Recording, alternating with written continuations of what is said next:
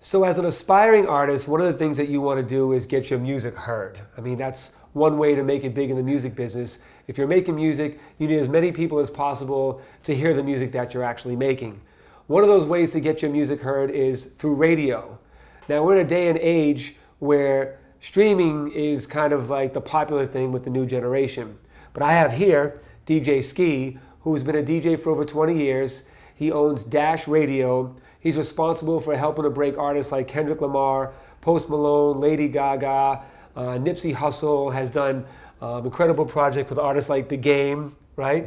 Yeah. We can go on and on, right? He's legit. He's a legit DJ, entrepreneur, businessman, and he knows a thing or two about radio. So we're going to talk to him about the importance of radio and why you need to use radio as part of your plan to success of winning big in music. So, in the day and age of streaming and Spotify and Apple and all these easy, accessible ways to get music, why is radio still so important? Radio is important because, and you're seeing it now more than ever, I'd argue, there's more songs released today in any given time than any other time in history. And the challenge with that is standing it out. And from a consumer's perspective, you want to take yourself out of the artist's shoes a lot, right? And put yourself down that journey that consumers, that listeners are going to find you for. A lot of them don't know what they want to hear. There's two types of moments and two types of listening that I talk about. There's lean-in listening. That means I want to go hear X, Y, and Z artist an album, and that's what Spotify and streaming services have made easier than ever. It used to be you buy a CD. Those guys have definitely replaced that. However, there's a lot of moments where you as a listener are just like, I just want to hear the latest hip hop, specifically when you hop in your car in the morning, right, or you're just at home, you just turn something on. It's almost a background music or lean back listening, and that's where the most discovery happens. And actually, we're still, if you look at it, the majority percentage of all audio consumption still is through lean back and radio listening. And radio is a $40 billion industry, streaming industry is a $9 billion industry. I mean, the numbers don't lie and showcase why the value and importance is there, especially with record labels and multiple things. And that's because people know most of the songs. They'll hear a Drake song and then they'll hear this new song, and that's how you introduce it to the artist, or that's how you introduce it to the world, right, and how you get broken. And there's a very finite amount, but once you get there, that's when you become global icons and superstars. There's really not global icons that aren't getting played on the radio like that. Right. So you believe that radio is an essential part of winning big in the music business? If you're winning big, yes. I mean, of course, there's artists in different niches and stuff that you don't need different elements. There's certain artists that don't need to tour. There's certain ones that don't need to do video. There's certain ones that don't need radio. And radio hasn't historically always catered to every subgenre, hence why we kind of launched Dash and saw an opportunity there. But if you want to be any global icon, they're all getting a tremendous amount of radio play. Right, so here's the difference. I'm an aspiring artist, right? I just cut a record in my studio, in my home, or wherever, and I want to get it out to the world. I can sign up to a streaming platform and put my song out there immediately. I can't get immediately on radio. Totally. So how does an aspiring artist even have a chance to get played on the radio? It's tough, and it's one of those chicken and egg things. You've got to get your buzz up. But like if you look at, anybody can put music up on Spotify. I could grab my iPhone, record something, and upload it and put it on every streaming service. The challenge is 80% of the music on Spotify has never been played once, not more than once, not once. There's just so much stuff out there. Now, in terms of how you get your song on radio, that's where you need to get hot. That's where you need to build relationships. Radio still is about networking. It still is about having a curator and having a person, an expert like Clinton Sparks, come in and stamp you, and you need to get him to believe that your record is hotter than all these other people that's out there and some of the biggest artists in the world, and that you need to be in part of that rotation. And that goes with, it's all like making it as an artist, in my opinion, is like you have to build a perfect storm across everything. You have to have dope visuals, you need to have your social poppin', you need to have radio, you need to have your music out streaming and doing numbers. And radio is one of those key cogs of that. You can, you really need to have it. And in order to get that, you kind of have to have everything else cracking at once and building those relationships, building that network, and knowing how to connect with these radio stations. Right. And this is what I've been saying to you guys, is that it's not about one thing. You have to have a plan that consists of a lot of things to come together, as Skee just said. is not And it all just needs to come together at the same time, simultaneously, too, right? right? Like it's because juggling. if radio wants to know what's happening in streaming wants to know what's happening in radio, and that's how you kind of put everything together to make a whole robust. And that's when someone like a Kendrick, it all comes together at the right time, and bam, you blow up. So, what is the major difference you would say? I know you touched on it, but to be super clear to the viewers, what would you say is the big difference between a streaming service and radio? Because I think a lot of people, radio seems unrealistic to a lot of people, so much so that you kind of don't even consider it as a new artist, especially when you have access to YouTube and DSPs. You're not even thinking about radio at this point. Totally. But you suggest that you still should be aiming for radio. Absolutely. But radio's kind of almost getting to the holy grail. Absolutely. Right? I mean, if you're on radio, you're a superstar. If you want to make it big in the music business, you absolutely need radio. Hence why artists still do all these radio interviews, why they're still going on tour and spending their own money to go station to station to get their record played. That's how they get introduced to new audiences and expand outside of their bubble. And anybody in radio, kind of the word has been almost like bastardized over the past decade too, because you have services that call themselves radio that kind of are, but not really. Like, to me, when I'm looking at radio and talking about it in this sense, it's something that's highly curated by DJs, by personalities, by program directors, with real backing, with built-in audiences.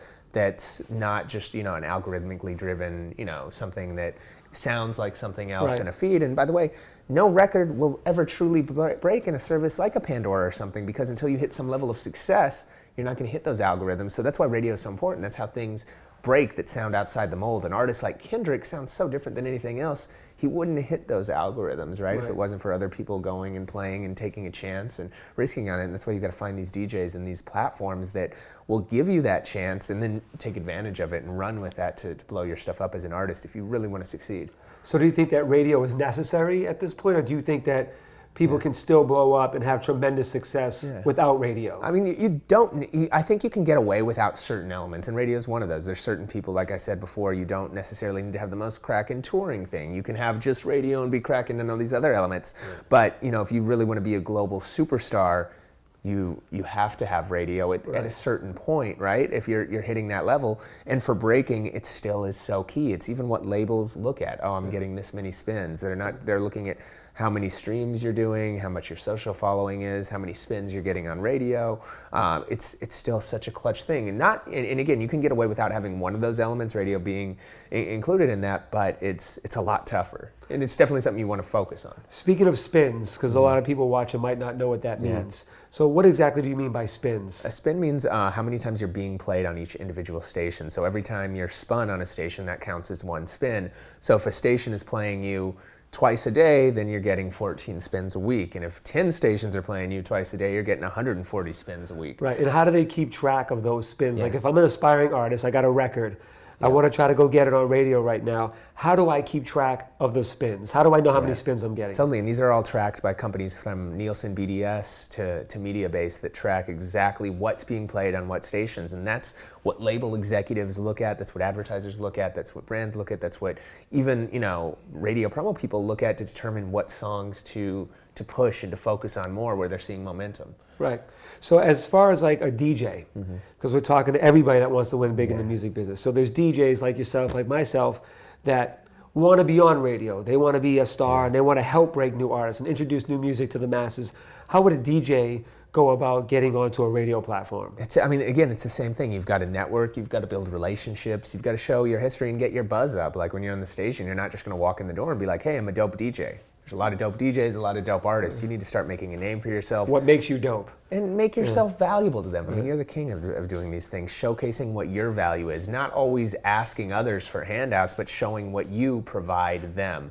So that's what's really kind of, you need to do as a DJ to make it. And then, also finding the right situation for you. There's a lot of places where you can go that don't necessarily, you're not going to have the freedom to play what you want, right? And that's why it's finding the right platforms where if you're just playing just the same, you're forced to play these same 20 songs, it might not be the right platform for you. You want to find a platform, and that's why we've opened up Dash to be this place where we give great creators the freedom to do what they want. That's really what our model is and what we've tried to build, and especially with Get Familiar Radio, is doing things where we give DJs and talent the freedom and artists the freedom to do dope stuff and not be forced by, corporate overlords to have to do so. Overlords. Have to play those things. So as a DJ too, you want to, make sure you get in the right opportunities for you to grow. So as you said, you guys give opportunities for people creators and curators to host shows. Does the same go for hosts? Say I want to be a host of a radio show or a podcast. Yeah. So there's a two-part question. Would it be the same rules apply to a host as a DJ? Totally. I think it's very, very similar. I mean, hosts, presenters, DJs, they're all very similar in the elements. Some might be talking, some might be mixing behind turntables, some might be doing both, but it's really kind of the same format. Now, for those people that don't know, because it's become a new thing, podcasting has become very popular. Yeah. What is the difference for those that don't know? Yeah. What is the difference from radio and a podcast? Because there is a difference. Totally. I mean, first off, music licensing, you're not going to hear music on most podcasts. And if you do, it's going to be quick snippets. Also, historically... So to pause you there, if you're doing a podcast, what you just said, music, you can't just play music freely on a podcast. Totally. And so if I'm doing a podcast and I upload it to YouTube or another streaming platform and there's music on it, it's illegal technically. So I mean, you have to have music licensing rights. So that's a big difference. And historically too, podcasts are like long form content, and a lot of it's conversational, like what we're doing right now, which the way that we look at podcasts in our space is it's almost like an on-demand radio show. It tends to skew obviously much more talk since there's not music licensing in that, but very similar, just different kinds of mediums. It's a way to listen to stuff on demand. Right. Now, how would somebody, so I'm an aspiring artist, I make my song, I get on the streaming platforms.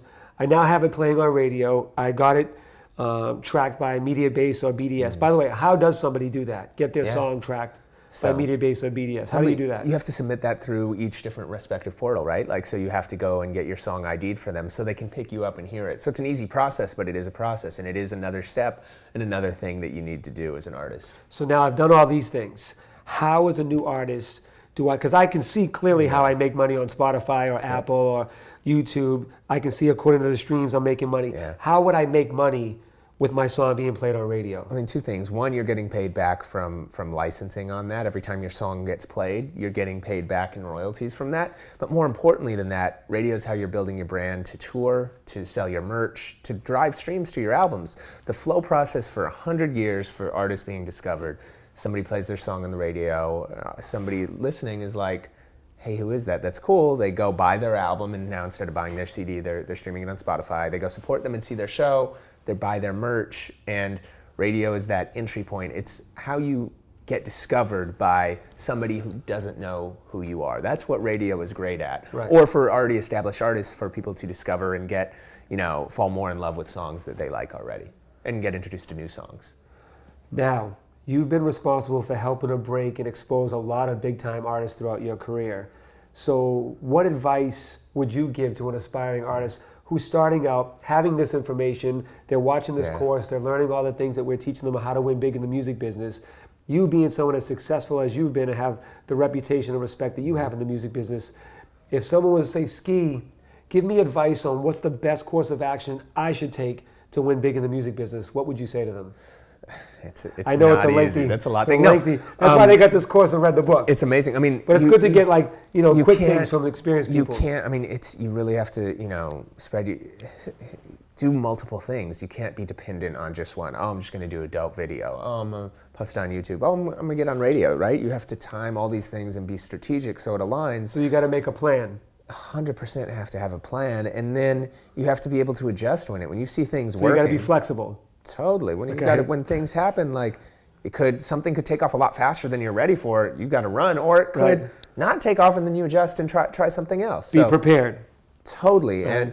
And success in any of these things. And there's been records and artists that you're like, this is going to go, and it just doesn't click for whatever reason. There's an element of luck to those things, but you have to put yourself in a position. So when those things do go, there's been plenty of times when you're like, this record's about to go, and it starts going, but there's no plan behind it, no preparation. Then it just kind of fizzles out because it's like, all right, what else is next? You constantly have to, and the last thing I'd say is constantly being hungry and never really being satisfied. Like, even if you have the hottest record in the world, it happens 3 months from now. Right. It's all part of the plan. The dirt pile strategy, content. Yeah. So what would you say to somebody that, the last thing I want to get from you is a new artist comes up and tries to, what's the worst thing an artist can do to try to approach you to get their music played? Like in your history of working, what are some key things that you've learned that's the worst thing or an annoying thing that somebody can do to try to get your attention or to get you to, play their music on the radio? Totally. I mean, it's obviously like spamming people and annoying them, or just like, hey, play my record and all those things. What I always say is like, hey, don't come to me, let me come to you. That's when it becomes powerful, and that's when it becomes real and authentic. Like, people can smell through the BS, and if I'm not like excited about playing it, I'm not going to be that motivated to do it. And even if I do, why are other people going to want to get excited about that? You really got to build it up. Offer value to others. Don't just come in. And I said this somewhere else once, where it's like, look, do your research on people. If you want to get to somebody, know who they are and what incentivizes them. If I get 20 million people hitting me every day saying, it'll just take you 3 minutes to listen to my song. Like, all right, you don't have 3 minutes to times listen to this 20 one million. song? Yeah, and that's like, those things don't work. But if you get my attention, like, obviously I'm a big sneakerhead, right? So like, something, and this isn't an example, but if you hit me up and like, yo, here's this dope pair of shoes, check out my stuff, I'm a lot more likely to do that by just doing the research. And that's something that, like, say a pair of shoes is $150, $200. Like, I'm not going to care about $200, but if you get somebody a pair of shoes like that, it's kind of a quick hack. Plus, so it shows that they understand what you care about. Totally. Right. So, and not saying that you like need to bribe your way in and things, but it's just figuring out research. Conversely, too, if you come up to me and strike up a conversation about something that I'm passionate about, or where I'm from, or have some connection to that, it's a lot easier to that. Doesn't mean you're going to get like your stuff played and that you should do that, but it's building that relationship and not asking for the world day one. Like, as you know, like, we've known each other for years, and a lot of times, like, we've done a lot of work over the years, but over time it's just like building and networking. I wasn't like, yo, Clinton, do this, I've got to do this, and I'm trying to blow this up and do this, and then you're like, yo, it's just building. And relationships aren't built in one meeting. It's something that's built over time. Right. Well, there you have it. DJ Skee, thank you so much. So in conclusion, radio is a major component into breaking your music. It's not the only thing. Like I always say, it's not just one thing that's going to work and break you. It's not one video, not one song, not one stream. It's a combination of a bunch of things, and radio plays an intricate role in it. And if you want to be a superstar, I mean, radio is for superstars. Right, so which also plays into the difference between independent and major labels. So do you feel that more major label artists get play on radio than independent, or can you be an independent artist and get is it equally as fair to get your music on radio? It's not on terrestrial radio on platforms like ours. It definitely is. It's more democratized. But again, at the end of the day, most superstar artists end up signing to a label because they have a lot of resources and things that they can help them with. So, and that's why that happens. But by no means exclusive. No means do you have to just be signed to a label to do that. Right. And you just said a key phrase. Terrestrial radio. So people that don't know what terrestrial radio means, you want to explain that real quick? So these antennas behind us in the Hollywood sign, those are big FM antennas. So that's considered terrestrial radio because it's an analog signal. And our platform with Dash is digital because we're just powered by the internet. Right. So terrestrial radio, in a nutshell, is the local station in your city that you can listen to on the radio that's broadcast by an antenna. Not internet, not satellite. That's a terrestrial radio. Get familiar. That's radio, guys. Got to get familiar with radio if you want to win big in the music business.